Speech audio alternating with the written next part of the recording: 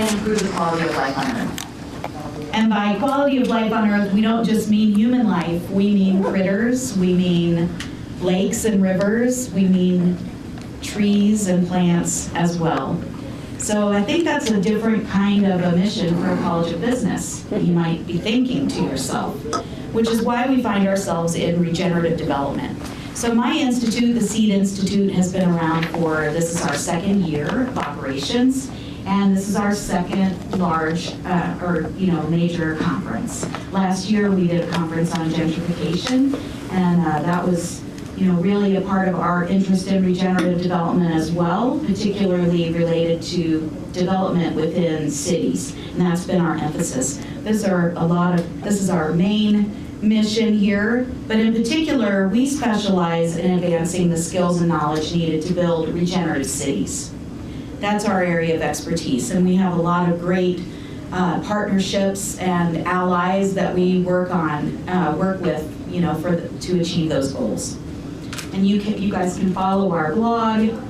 We have our events page. Hope that you guys will stay tuned there. Right now, we only have this event that's featured, but in the future, we hope that this can serve as a hub for all of the regenerative development events that are taking place along the Front Range, and then we can grow from there so that we have one central location that everybody can come to help synergize and create momentum from the great regenerative work that we have going on along the Front Range. It really is quite impressive. If regenerative is going to take hold anywhere, it'll be here first, I think. We have that kind of momentum, that kind of vocabulary among our leaders, among nonprofits, among our city development folks, etc. So we really do have quite an opportunity here in the Front Range, so we'll hope you'll join us.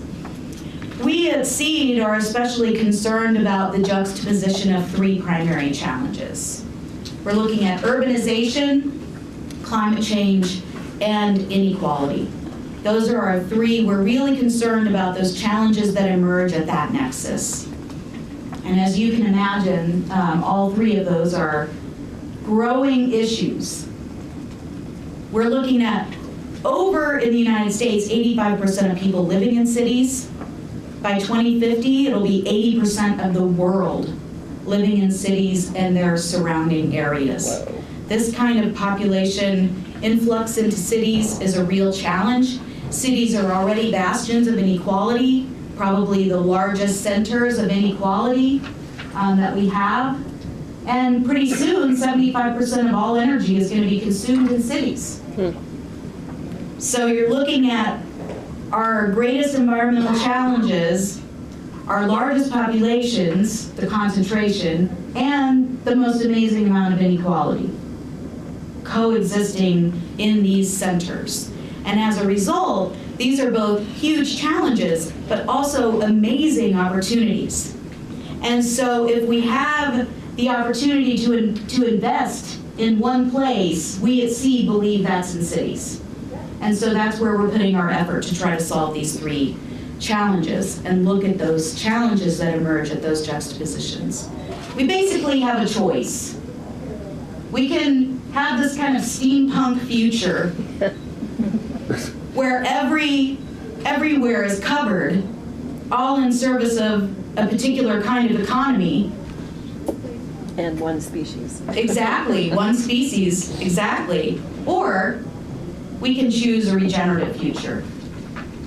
We can choose to make space for growing our own food, for clean water, clean air, farms, different kinds of livelihoods, and critters, right?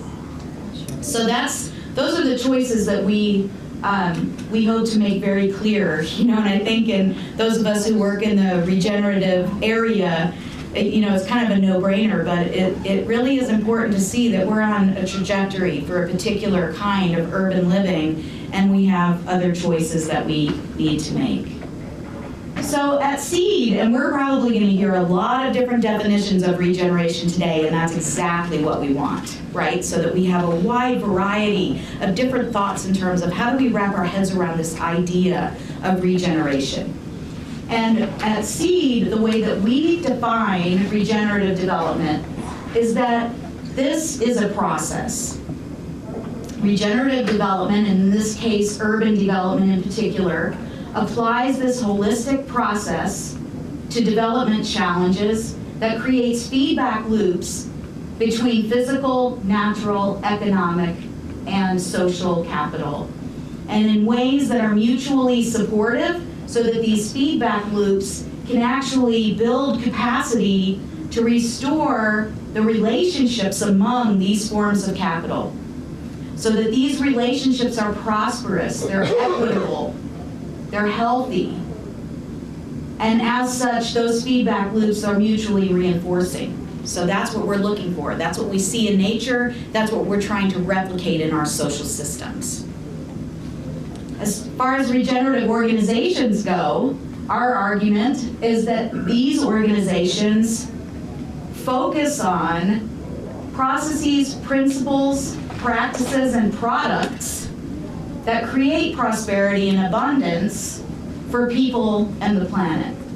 Applying those holistic processes that we mentioned in the regenerative development definition to analysis of those processes, principles, practices, and products.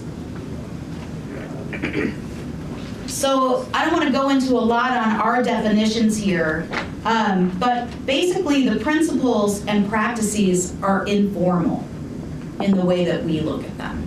So those are kind of the informal sides of how organizations operate. The processes and the products are the more formalized. And we're interested in looking at the ways both the informal actions, the way that we behave every day inside of our organizations, is manifesting the mission statements and other things, that we're producing as organizations. And so it's not enough to have a decoupled mission statement that says that you're working toward regeneration. Your actual actions and your consciousness on a daily basis needs to always refer back to those goals of harmonizing and creating these systems feedback loops that support prosperity, people, the planet, and abundance for everyone. So one of the greatest transitions in my mind, this is my personal, as I've been thinking about this for the last couple of years and really trying to wrap around definitions, because it's really challenging. I think that when we transition from sustainability to regeneration, we transition from process to outcomes, from process to impact. I think that a lot of times in sustainability, it's enough to say, we're trying. And that is good. It is good to try. But we have to produce change. The urgency at this point is great. And so I feel that the regenerative transition from sustainability to regeneration is really about impact. And that if you're only half-stepping, you're only half-stepping. Now most of us in this room are all in, right? And that's pretty cool. But I think that, we really have to convince others and bring others on board that it's time to move away from process and toward real impact in the world. So others are going to hit these things. There are many forms of capital. We're looking at trying to preserve and build and actually create abundance across the board in these variety of forms of capital, and others are going to go into the details. But I want to say one thing, and that is, and this is, I get this really from Hunter. She's been a huge influence over me, but it's a lot about the story. It really is. And when we look at, you guys look at these, this is environmental management systems on the right and how you go through the feedback loops. But on the left, we have this classic Venn diagram that all of us have seen multi-million times. But I want to ask you for 1 second to think about the story. The story of that is that there's only a small amount of overlap. And that for the most part, each of these forms of capital operate on their own. That the intersections are minimal when you look at these kinds of pictures. And that's what allows environmental management systems to fail so frequently, because we're just putting one thing in at the start of that model. You might just put the planet in, or just put your community development in, or just put economics in the model. and then you crank it through and you reevaluate, but we're not putting in interactions. We're not putting in holism. We're putting in individual pieces. So we have to look, I'm just gonna present this here's a model of nested systems. And in a regenerative system, you don't look at the tiny little overlaps of people, prosperity, and planet. You look at the complex interacting system. It's a completely different story. And so we need to transition our story from that Venn diagram into these nested systems. And I'm not certain that this is the very best diagram, but I'm just saying that we need to move it in pictures and words and understanding, just in the way that we process this information, the way that we see the world around us, has to be nested, it has to be interactive, and it has to be interdependence, which we talk about a lot, but it isn't manifested in our images that we have. So hopefully that'll help us to move in that direction of those stories. So today's event is part of a 3-part series. This is the second piece.